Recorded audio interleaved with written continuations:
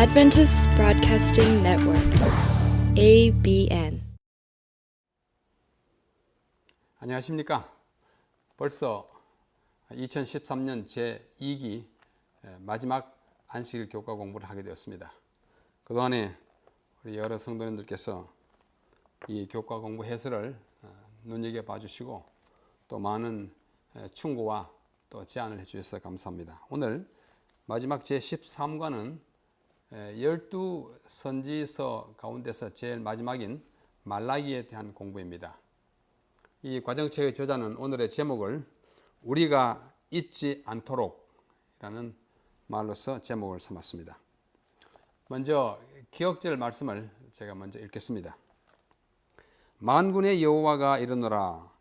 해 뜨는 곳에서부터 해 지는 곳까지의 이방 민족 중에서 내 이름이 크게 될 것이라. 각 처에서 내 이름을 위하여 번향하며 깨끗한 제물을 드리리니 이는 내 이름이 이방 민족 중에서 크게 될 것임이니라. 말라기 1장 11절의 말씀입니다. 귀를 기울여 들으신 분들은 제가 읽은 이 성경 구절 한 절에 아주 세 번이나 반복돼서 일컬어진 단어를 아마 기억하게 될 것입니다. 그게 뭐였죠? 이름입니다. 이름. 말라기서는 이름에 관한 책입니다. 우리 교과서에는 그것을 크게 강조하지 않았지만 오늘 그 일을 조금 이따가 다시 강조하려고 합니다. 하나님의 이름을 영광스럽게 할 사람들이 나온다는 말씀을 하였고 또 이스라엘 백성들과 제사장들은 하나님의 이름에 돌려야 할 영광을 잘 돌리지 않았기 때문에 하나님이 크게 꾸중하시는 이 기별을 담고 있는 책이 말라기서입니다. 먼저 우리 ABN에서 장만한 아주 좋은 이 도구인 이 아주 좋은 설비를 또 이용해가면서 함께 공부하겠습니다. 자, 여기 말라기 히브리어는 거꾸로 말라키 이렇게 되어 있습니다. 먼저 서론적인 말씀을 좀 드리면은 이 말라기라고 하는 책을 쓴 저자가 누구인가에 대해서 잠시 좀 공부를 하겠습니다. 우리는 그 이름이 말라기라고 했습니다. 말라키라고 하는 말은 나의 사자, 영어로 말하면 my messenger라는 뜻을 가지고 있습니다. 근데 이 말라기서에는 구약의 다른 책에서도 그러한 사정이 반복됩니다만은 자기의 이름에 관한 이름만 말했지 자기의 환경과 또는 집안과 뭐 시대에 대해서 정확하게 쓰는 것이 하나도 없습니다. 저자 이외에 다른 것을 말하지 않았는데 이 말라기서에는 이 저자 이외에 세 사자가 더 이 책에 나타납니다. 아주 좀 특별한 것이에요. 그 중에 하나는 2장 7절에 나오는 만군의 여호와의 사자라는 사자입니다. 이 말라기 2장은 제사장들에 대한 하나님의 꾸중이에요. 그래서 그 제사장들을 일컬을 때 만군의 여호와의 사자라고 일컬었습니다. 그런데 그 사자가 사자 노릇을 잘 못한 것을 아주 크게 지탄하는 것이 2장이에요. 그 다음에 둘째는 3장 1절에 보면 내 사자가 갈 것이다. 그것은 예수님의 오심을 미리 예비하기 위해서 먼저 보내는 사자, 우리가 흔히 말하는 전주자, 앞달려가는 분, 우리 침례자 요한을 가리키는 그 말로 우리가 전주자라는 말을 씁니다. 앞에 달려가는 사람, 예수님 앞에. 그래서 그를 일컬어서 내 사자가 올 것이다 이렇게 말합니다. 요한을 가리킵니다. 셋째는 언약의 사자라는 말이 그 같은 구절에 또 나와요. 이 언약의 사자는 곧 여호와의 사자, 여호와 자신을 가리킵니다. 그래서 말라기 이외에 세 사자가 말라기에 나오는데 말라기 자신에 대해서는 이름 외에 알려진 것이 전혀 없습니다. 그래서 어떤 이들은 이 말라기를 고유 명사를 보지 않고 나의 사자 이렇게 그 뜻을 따라서 어떤 사자를 칭하는 것이다 이렇게 말하는 사람도 있습니다. 그러나 탈무드와 타르굼, 탈무드는 구약 성경을 유대 민족의 그 성경학자들이 많이 풀이하고 또 해석하고 한 것을 집대성하여 큰 전집으로 물려받은 이 문서를 우리가 책을 탈무드라고 그러고, 타르굼은 구약 성경 히브리어 성경을 예수님 시대의 공용어이자 예수님의 모국어라고도 할 수 있는 아람어, 아랍어가 아니고 아람어로 번역 또는 해설한 구약 성경을 타르굼이라고 합니다. 그 타르굼에는 이 책의 저자가 여기 보는 것 같이 에스라라고 말하고 있습니다. 이것이 영감된 책이 아니어서 우리가 확실하게 믿을 수 없지만 유대인들은 그렇게 생각하는 경향이 좀 있습니다. 이 말라기라고 하는 책을 언제 썼을까? 그 기록 시기를 C는 대충 약 BC 430년일 것으로 추정합니다. 내용을 봐서 짐작하는 거예요. 말라기 자체는 연대가 없기 때문에 내적인 증거에 의하여 연대를 매길 수밖에 없습니다. 거기 1장 8절에 보면은 너희 눈먼 짐승과 희생을 너희 총독에게 갖다 바쳐봐라. 그가 즐겨서 받겠느냐. 어떻게 하나님께 드리는 예물을 그렇게 눈멀고 쩔뚝거리는 그런 다치고 상한 제물을 갖다 바치느냐. 이렇게 말씀하시거든요. 거기에 너희 총독에게 갖다 바쳐보라. 이 말은 그 당시에 지도자가 총독이었음을 말해 줍니다. 아마도 그 총독이 느헤미야 총독이 아닐까 이렇게 생각합니다. 이 당시 상황을 보면은 도덕적, 종교적 문제들이 에스라와 느헤미야 시대의 문제와 매우 흡사하고 당시에 물질주의가 팽배하고 이방인과의 결혼이 흔해지고 제사장들도 아주 부패하고 이런 상황이었던 것을 볼 수 있습니다. 느헤미야는 바벨론에 살았습니다. 나중에 페르시아죠. 페르시아에 살다가 총독의 명령을 받고 이 유대로 옵니다. 그러니까 유대인 가운데 지도층에 있기 때문에 총독으로 그를 임명했는데 그가 총독을 하다가 페르시아로 돌아간 해가 432년 주전 432년입니다. 그러다가 다시 돌아와 가지고 개혁 사업을 일으키는데 이때 아마 말라기가 활동했다고 보면은 그 총독 그가 432년에 왔다가 갔기 때문에 그 직후인 430년 경에 이 말라기서를 썼을 것이다 이렇게 추정하는 것입니다. 그 당시에 정치적인 상황을 잠시 살펴보면 그 당시에 페르시아의 왕은 아닥사스다 1세입니다. 아닥사스다 1세는 465년에서 424년까지 페르시아의 왕이었는데요. 그 당시에 그 제국이 너무 넓어가지고 고레스 이후로 땅이 막 이렇게 확장돼가지고 저쪽에 구스 아프리카의 한 중부부터 뭐 북쪽으로는 오늘날의 뭐 러시아 이렇게까지 그다음에 서쪽으로는 저기 로마 스페인까지 동쪽으로는 뭐 인도까지 굉장히 넓었어요. 우리 에스더스에 보면은 그 당시에 도가 127도라 그랬습니다. 굉장히 넓었는데 통할하기가 어려운 그런 상황입니다. 그래서 페르시아인들이 서방으로 더 진출하기 위해서 전쟁을 나갔다가 490년에는 마라톤 전투에서 패합니다. 또 480년에는 10년 후에 살라미스 전투에서 패합니다. 그리스인들이 굉장히 강하게 저항했기 때문에 페르시아가 그걸 정복하지를 못했습니다. 그 다음에 애굽에서도 내란이 발생하고 또 시리아에서도 뭐 일이 많은 그런 정치적인 어려움에 겪고 있던 그 시대에 이 느헤미야가 활동하게 되는 것입니다. 자, 종교적인 배경을 잠시 말씀드리면은 우리는 학개와 스가랴서를 공부하면서 페르시아에서 돌아온 이스라엘 백성들이 성전을 짓는 일을 보지 않았습니까?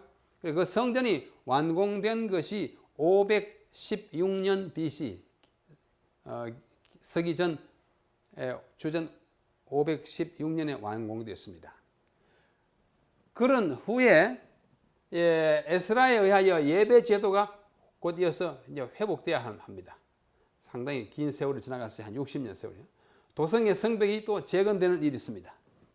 그 다음에 남은 자손들의 영적 상태는 점점 성전을 짓고 나서는 굉장히 좋았어요. 그러나 세월이 50년, 60년, 70년 흐르니까 그만 나태해지고 성전의 건물이 후패해지는 것처럼 그들의 신앙도 점점 침체되게 되었습니다.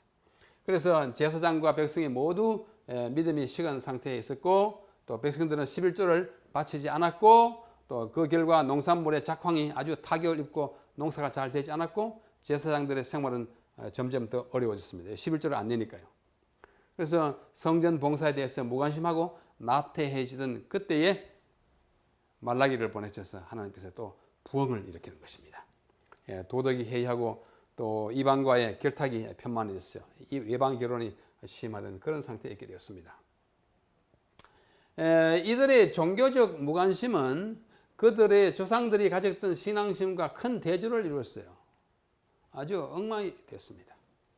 그래, 이러한 상태에 대한 남은 자들의 반응은 자기를 의롭게 여기는 그런 상황이 또 거만해지고 교만해지고 또 타인을 억압하고 하나님은 안 계시는 것처럼 그렇게 생활하게 되고 형편이 그렇게 되었습니다. 이와 같은 영적 침체는 여러 가지 정세로 나타났습니다. 율법과 제사를 소홀히 하고 하나님의 성전에서 엉뚱한 짓을 하고 그 다음에 결혼 서약을 잘 지키지 않고 이혼을 아주 쉽게 해버리고 아주 굉장히 오늘날 우리 형편과 아주 비슷한 그런 시대였습니다. 그 다음에 위증, 기만, 억압, 물질적 이기심, 그 다음에 11조 안받침 등등이 그 당시의 영적 상황이었습니다. 이러한 상황 가운데서 이제 느헤미야가 활동을 하게 되는데요. 이 말라기가 지적한 첫 번째 문제는 그들에 대한 여호와 하나님의 언약 사랑을 잊어버린 것입니다. 이 언약을 잊어버리는 것은 모든 문제의 발단이 되는 것입니다. 이것 때문에 그들은 근시안이 되었고 또 감사할 줄 모르게 되었고 온갖 불평을 바라고 무관심하게 되었습니다. 말라기의 마지막 기별은 모세의 율법을 기억하고 다시 돌아가라. 잊지 마라.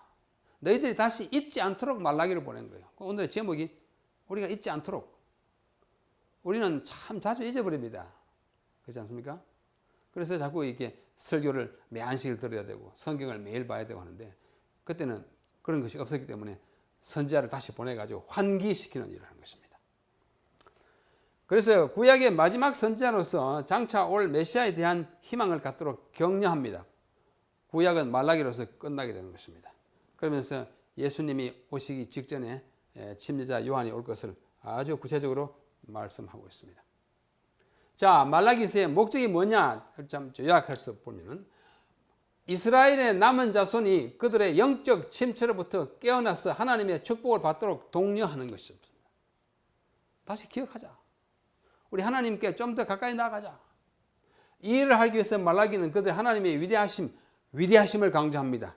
그래서 오늘의 이 과정책의 첫 번째 그 소재가 보면 위대하신 여호와. 하나님을 너무 소홀히 여기는 거예요. 너무 작게 여깁니다. 그냥 뭐 뒷집 할아버지 정도로 생각하는 것은 하나님의 종교에 맞지 않습니다. 그 다음에 여호와의 크고도 두려운 날이 오고 있음을 상기시킵니다. 1차적으로 예수님의 초림, 또 궁극적으로 예수님의 재림이 올 것을 정신 차리고 기다려야 한다고 하는 것을 말해줍니다. 그러면서 여기 노란색이요. 말라기는 하나님의 이름을 욕되게 하는 백성들의 죄를 지적하면서 하나님의 이름에 합당한 존귀와 영광을 돌림으로써 하나님의 명예를 회복하라는 기별을 전하는 것이 말라기입니다. 아까 제가 읽었습니다. 1장 11절에 그 한 절에 내 이름, 하나님의 이름이 3번 언급됐습니다. 그러니까 제가 오늘 다시 한번 찾아봤습니다. 봤더니 말라기라고 하는 이 작은 책에 넉 장으로 되어 있고 히브리 성경에는 석 장으로 되어 있습니다.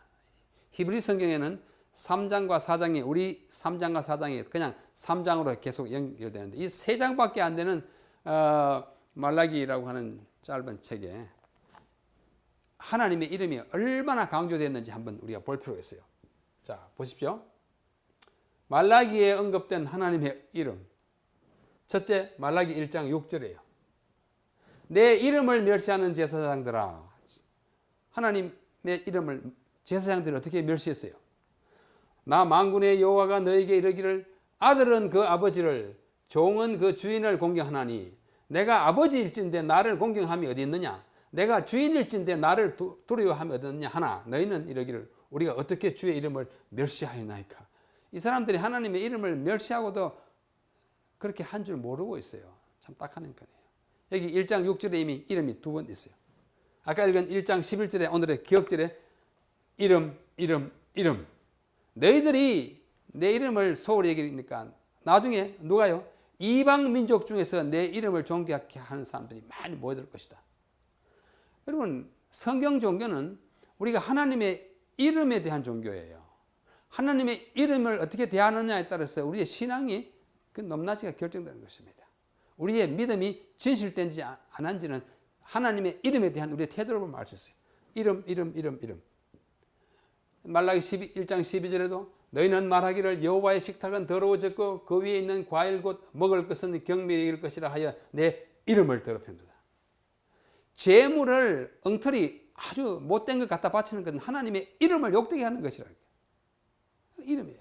또 1장 14절 짐승 떼 가운데 수컷이 끈을 그 서원하는 일 흠 있는 것으로 속여 내게 드리는 자는 저주를 받을지니 나는 큰 임금이요 내 이름은 하나님의 이름에 영광 안 돌리는 이름이다. 재물을 아주 시원찮게 바치는 거예요.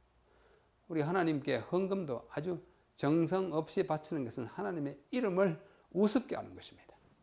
그다음 말라기 2장 2절 만군의 여호와가 이르노라 너희가 만일 듣지 아니하며 마음에 두지 아니하면 내 이름을 영화롭게 하지 아니하면 내가 너희에게 저주를 내려 너희들 벌 주겠다.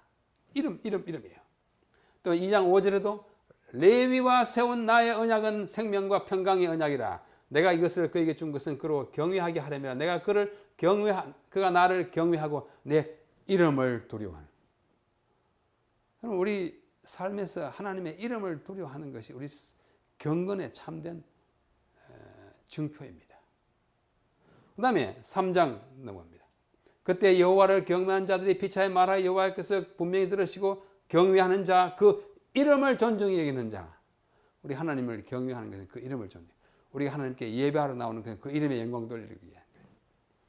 말라기 4장 2절 우리가 너무나 잘 아는 내 이름을 경외하는 너에게는 공의로운 해가 떠올라서 치료하는 광선을 비추리니 너희가 나가서 외양간에서 나온 송아지같이 뛰겠다. 이름. 이 이름이 말라기 11번 써 있습니다. 도대체 하나님 이름이 무엇이길래? 우리가 안식일에 예배하러 오는 것은 그 이름의 영광 돌리러 오는 것입니다. 그래서 이 하나님의 이름에 있어서 그 이름의 의미와 신학, 여러분 신학이라는 단어를 쓴다고 해가지고 너무 거북스럽게 생각하지 마십시오. 신학이 별것 아닙니다. 신, 하나님, 학, 배울 학자. 하나님을 배우는 것, 그게 신학입니다.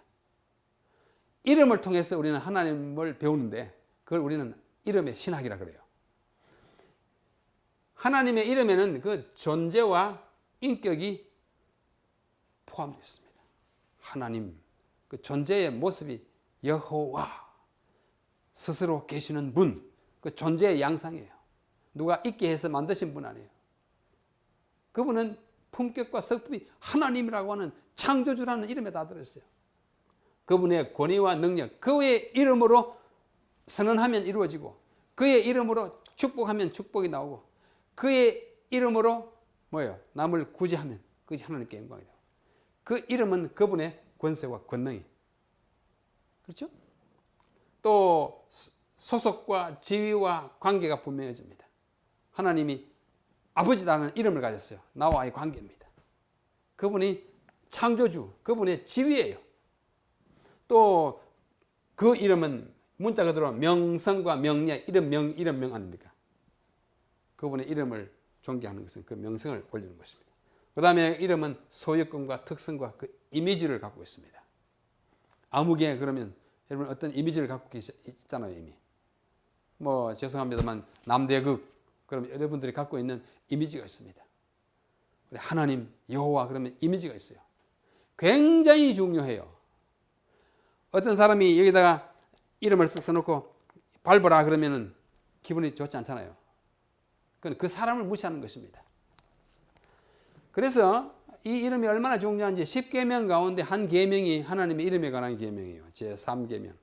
주 너희 하나님 여호와의 이름을 함부로 망령 때 일컫지 말라. 우리에게 주신 10개의 도덕적 규범 가운데 하나를 그의 이름과 관련된 것으로 말씀하고 있어요. 그 다음에 주기도문 가르치면 너희 이렇게 기도하라. 하늘에 계신 우리 아버지시여 당신의 이름이 거룩히 여김을 받으시오며. 우리가 기도할 때 맨 먼저 요청해야 할 또는 소원을 표현할 때 그 소원이 뭐냐 하면 하나님의 이름이 거룩히 여김을 받는 것이죠. 굉장히 중요해요. 그만큼 중요합니다. 그래서 이 말라기에 나타나 있는 이 넉장으로 되어 있는 그 모든 내용이 하나님의 이름에 대하여 우리가 어떻게 하는지를 보여주는 것입니다. 자, 보십시오. 총 주제는 무엇인가 하니 이스라엘을 향한 여호와의 선하심과 이스라엘의 거만한 배은망덕. 잊어버렸어요. 배은망, 잊을망. 그래서 우리가 잊지 않도록 배은망덕한 사람이 안 되도록 하자고 말라기스를 주셨고 그 제목이 우리가 잊지 않도록. 우리가 굉장한 은혜를 지고 있는데 잊어버려요. 그래서 1장은 하나님의 위대한 사랑에 대한 무관심이에요. 배은망덕이에요. 하나님의 사랑에 대하여 우리가 무관심한 것은 그분의 이름을 욕돌리는 것입니다. 1장이 그거예요. 이스라엘을 위한 여호와의 사랑이 선언되고 있어요. 에서는 버리고 야곱이 이스라엘이잖아요. 에서는 에돔이잖아요. 에돔은 버리고 이스라엘, 에서나 에돔이나 같고 야곱이나 이스라엘 같아요. 나는 에서를 미워하고 야곱을 사랑한다는 말은 그분을 택한 나의 백성 삼았다는 것입니다. 이래도 너희들이 내 이름에 영광 돌지 않았는데 도대체 어떻게 된 거냐? 1장 전반부에.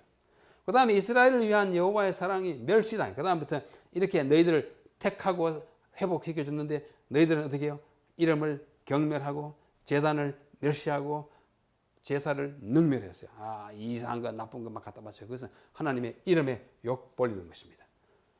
2장은 하나님의 위대한 율법에 대한 무관심이에요. 망각이에요. 그 망각이 어떻게 나타나냐? 성전 율법에 대한 제사장들이 범법이 많습니다. 예물을 아주 천세, 그저 시간 땜으로 갖다 저 다주 가는 한 마리 갖다 바치라. 이런 식. 이거는 바치지 않은 것보다 못하는 것입니다. 그 이름에 욕 돌리는 것이에요. 그 다음에 가정율법에 대한 범법이에요. 아까도 얘기한 바와 같이 이방 여인들과 결혼하고 조강지처를 버리고 같이 살던 사람을 그냥 내동댕이 치는 이 모든 것들, 이것은 곧 하나님의 율법을 범함으로써 하나님의 이름을 욕돌리는 것이 그 2장입니다. 3장은 사자들에 대한 무관심이에요. 사자, 메시아 사자 보냅니다. 전주자 요한을 보낼 텐데 그것 좀 잘하라고. 그 다음에 메시아가 앞으로 올 것이라고 하는 그것에 대한 마음의 기억을 갖지 않으면은 하나님의 이름에 욕을 돌리는 것입니다. 그 다음에 선지자로서의 사자들에 대한 그 심판을 그 당시에 막 선언하는 것입니다. 왜 도적질 하느냐? 우리가 뭐 도적질 했습니까? 실조다. 그렇게 떼먹는 것은 하나님의 이름에 욕 돌리는 거야. 그 다음에 만군의 여호와에 대한 심판이 마지막으로 나옵니다. 그게 보면 이제 기념책 같은 책이 나옵니다만은. 자, 네 번째는 이 무관심이 하나님의 위대한 심판을 초래한다는 것이 마지막 4장이에요. 악인들을 위한 심판, 의인들을 위한 심판인데 악인은 형벌, 의인은 상. 이렇게 해서 마지막 주시는 것입니다. 조금 전에 이제 기념책이라는 말이 나왔는데요. 기념책. 성경에는 하늘에 있는 것으로 생각되는 그 기록에 대한 언급이 꽤 많이 있습니다. 그중에 대표적인 것을 들면은 방금 본 말라기 3장 16절 18절에 보면은 여호와 앞에 있는 기념책. 오늘 우리 교과책에 하루의 제목이 바로 기념책 아닙니까? 여기 넷째 날 수요일에 제목이 기념책입니다. 말라기 3장 16절. 그 기념책이라는 책이 있고 출애굽기 32장 32절에 보면은 모세가 백성들을 위해서 기도할 때 그 기록하신 책에서 내 이름을 지워줄지언정 이 백성을 용서해달라고 할 때 그 이름이 기록한 책이 있다고 말씀합니다. 시편 87편 6절에는 민족들을 등록할 때 민족 등록부 같은 것이 있는 것처럼 생각하고, 시편 139편 16절에는 주의 책에 다 기록이 되어 있다고 말하고, 이사야 4장 3절에는 농명된 모든 사람, 농명책이 있다고 보이고, 이사야 65장 6절에는 내 앞에 모든 것이 다 기록되었고 내 형질이 생기기 전에 모든 것 다 기록되었다. 뭐 이렇게. 다니엘 7장 10절에는 책들이 펴 놓여 있는데 심판이 이루어집니다. 책들, 심판책입니다. 죄의 책이라고. 계시록 20장에는 그 책들이 펴 놓고 생명책이 있더라. 뭐 저 개인의 믿음으로는 하늘에 뭐 조목조목 이렇게 책이 한 권, 두 권 다 있다고 생각하기보다는 하나님이 이 모든 것들을 기억하시고 우리의 삶의 기록이 하늘에 있다는 것을 포괄적으로 이해하면 무난하리라고 생각합니다. 하나님은 다 기억하는데, 그러나 우리는 우리의 행실을 기억하지 못하는 안타까움이 있어요. 그래서 우리의 삶의 모든 이 구비구비를 기억하고 기록된다면 우리는 굉장히 그 삶을 책임 있게 살게 되리라고 생각합니다. 그래서 이 말라기서에는 몇 가지 고유한 기여가 있습니다. 다른 책이 잘 강조하지 못한 점이 몇 가지 있는데요. 하나님의 위대하심이에요. 하나님 굉장히 위대하신 분입니다. 그 다음에 하나님의 말씀을 직접 인용한 분이 많습니다. 여호와께서 가라사대 만군의 여호와가 말한다. 여러분, 만군의 여호와라는 말이 굉장히 많이 사용됐어요. 그렇죠? 마지막 세 책의 학개, 스가랴, 말라기에 굉장히 집중적으로 많이 사용되어 있습니다. 그 다음에 특이한 질문과 대답 형식으로 되어 있는 것이 이 책의 특징이에요. 우리가 뭘 잘못했습니까? 우리가 여호와 이름을 망령되이 그런 것이 무엇입니까? 이렇게 묻지 않습니까? 도적질 했다는 도적질은 뭐 했습니까? 이렇게 해서 그 질문에 대한 답을 하는 형식으로 기별을 전하는. 그 다음에 이스라엘의 퇴락한 종교에 허울은 있습니다. 그러나 내용이 없어요. 이사야 1장 11절의 말씀처럼 마당만 밟고 괜히 애꿎은 짐승만 죽이고 마음의 변화가 없는 종교를, 그런 퇴락한 종교라 그렇게 말합니다. 아주 극도에 달했습니다. 11절을 아주 안 내는 것은 도적질이라고 하는 것은 말라기만 하고 있는 아주 독특한 표현이에요. 그 다음에 여호와의 크고도 두려운 날에 엘리야 예언이 있습니다. 구약의 맨 마지막 4장 4절로 6절이죠.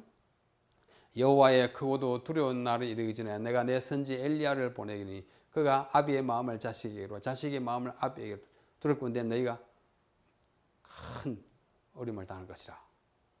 이 구약의 마지막 경고입니다. 크고도 두려운 날이 이르기 전에 어떻게 살아야 할지 우리에게 보여주는 아주 엄숙한 기별을 담고 있습니다. 말라기에는 예수 그리스도를 지칭하는 몇 가지 큰 임금 예수님을 가리키고 언약의 사자 하나님 또는 예수님을 가리키고 또 의로운 해, 공의로운 해. 우리 교과책에 여기 5째 날에 제목이 공의로운 해입니다. 여러분, 해는 무슨 목적으로 만들어졌습니까? 해, 태양. 태양은 비추는 것입니다. 비추는 것은 두 가지 역할을 합니다. 하나는 덥게 또는 따뜻하게 하고 하나는 환하게 합니다. 그러나 아무리 따뜻하게 하고 환하게 해도 받아들이지 않는 사람은 또는 잘못 받아들이는 사람은 따뜻함을 느끼지 않고 또 환한 것을 환하게 느끼지 않습니다. 우리 흔히 그 왁스, 그 밀, 양초하고 그 다음에 진흙을 두고 태양이 똑같이 비치되 양초는 몰랑몰랑해지고 진흙은 전부 굳어지고 하는 그 역할이 기능이 다르지 않습니까? 의로운 태양을 비침을 받는 사람은 의로워져야 합니다. 마음이 진흙처럼 되는 사람은 점점 굳어지지만은 그러나 양초처럼 되는 사람은 아주 부드럽게 되는.